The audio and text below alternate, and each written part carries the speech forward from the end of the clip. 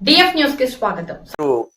ఈ పత్రికా సమావేశం ఏర్పాటు చేయడానికి ముఖ్య కారణం మన నారాయణఖేడ్ నియోజకవర్గ ప్రజలు ఆరోగ్యకరమైన విషయంలో చాలా ఇబ్బందులు గురవుతున్నారు.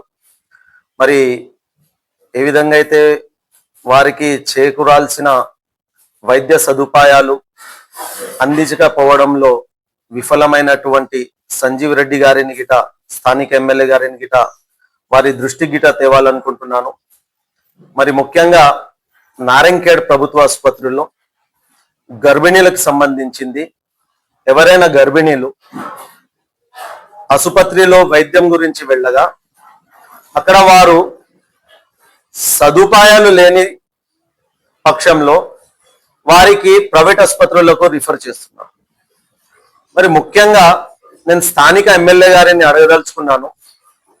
మరి మీరు ఒక డాక్టర్, మరి మీకు డాక్టర్ కి ఒక రోగి సమస్య మీకు ఇంతగిట తెలుస్తలేదా? వారి యొక్క బాధ మీకు తెలుస్తలేదా?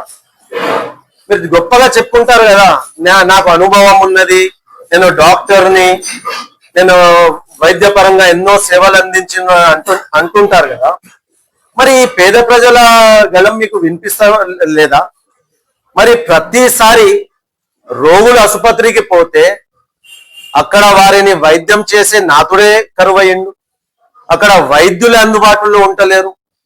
అక్కడ అరకొర వసతులతో కనీసం మందులు గిట ఇవ్వలేని దౌర్భాగ్యమైన ప్రభుత్వం మీ ప్రభుత్వం. మరి అలాంటిది మీరు గొప్పగా చెప్పుకోవడం ఏంది? నేను ఎమ్మెల్యేని, నేను డాక్టర్ని, నాకు అన్ని తెలుసు.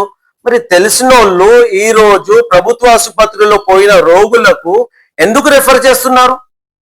ప్రైవేట్ ఆసుపత్రుల్లో పోయి కనీసం 50,000, 1,00,000 రూపాయలు ఖర్చు పెట్టి పాపం పేద ప్రజలు, నియోజకవర్గ పేద ప్రజలందరూ నానా ఆర్థిక ఇబ్బందులకు గురవుతున్నారు. ఎమ్మెల్యే గారు, మీరు మరి ఏం పరిపాలన చేస్తున్నారో చూస్తే మరి ఆ ప్రభుత్వ ఆసుపత్రికి మీరే చైర్మన్. మరి మీరు ఏం చేస్తున్నట్టు?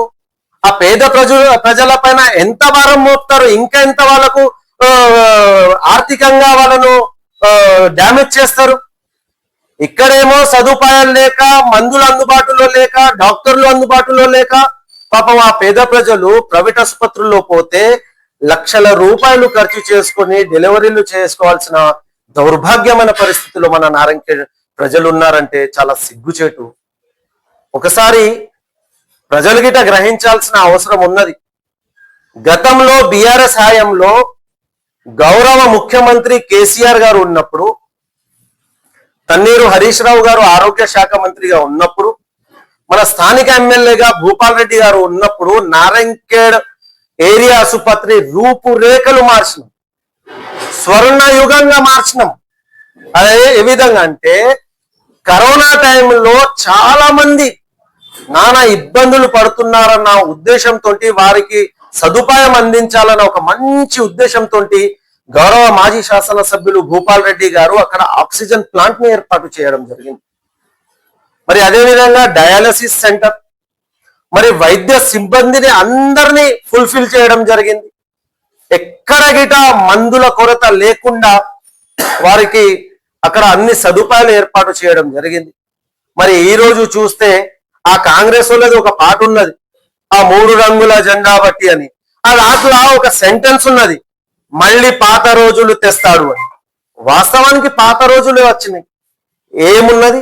ఒక సిబ్బంది లేరు, అక్కడ మందుల అందుబాటులో లేవు. ఆ సెలైన్ ఎక్కిస్తే ఆ సెలైన్ అయిపోయింది లేనిది గిట రోగుల తరపున ఎవరైనా ఉంటే పోయి డాక్టర్లకు, సిబ్బందిలకు చెప్పిందాక తెలుస్తలేదు. ఆ రిటర్న్ బ్లడ్ వస్తుంది. ఎమ్మెల్యే గారు, ఆ రిటర్న్ బ్లడ్ వస్తుంది, మీకు బాగా తెలుసు కదా, మీరు వైద్య నిపుణులు కదా. ఆ రిటర్న్ బ్లడ్ వస్తే రోగి పరిస్థితి ఏమవుతుంది ఒకసారి ఆలోచన చేయండి ఎమ్మెల్యే గారు. మరి ఈ విధంగా అరకొర సౌకర్యాలు ఉంచుకొని మేము నారాయణఖేడ్ ని డెవలప్ చేస్తున్నాం, అన్ని విధాలుగా డెవలప్ చేస్తున్నాం అని గొప్పలు చెప్పుకోవడం కాదు. మీరు ఏ దానికైతే ఆ ప్రభుత్వ ఆసుపత్రికి చైర్మన్ ఉన్నారో ముందు ఆ దానికి సరిదిద్ది పేద ప్రజలకు న్యాయం చేయాలని మా పార్టీ తరఫున డిమాండ్ చేస్తున్నాను. మరి ఈ సదుపాయాలు అతి త్వరలోనే మొత్తం ఫుల్ఫిల్ అక్కడ ఉన్న వైద్యుల కొరత గాని, మందుల కొరత గాని, ఇంకా ఏమైనా దానికి సంబంధించిన వైద్యులకు అందుబాటులో తెచ్చే స్కీమ్స్ అన్ని ఫుల్ఫిల్ చేయాలని ఈ మీడియా సమావేశం ద్వారా నేను కోరుతున్నాను. లేని పక్షంలో మా పార్టీ తరఫున పెద్ద ఆందోళన చేపడతామని హెచ్చరిస్తూ, మన DF news Narayana Khed channel ను వీక్షించినందుకు ధన్యవాదాలు. లైక్, షేర్ అండ్ సబ్స్క్రైబ్ చేయండి. Thank you for supporting DF news channel Narayana Khed.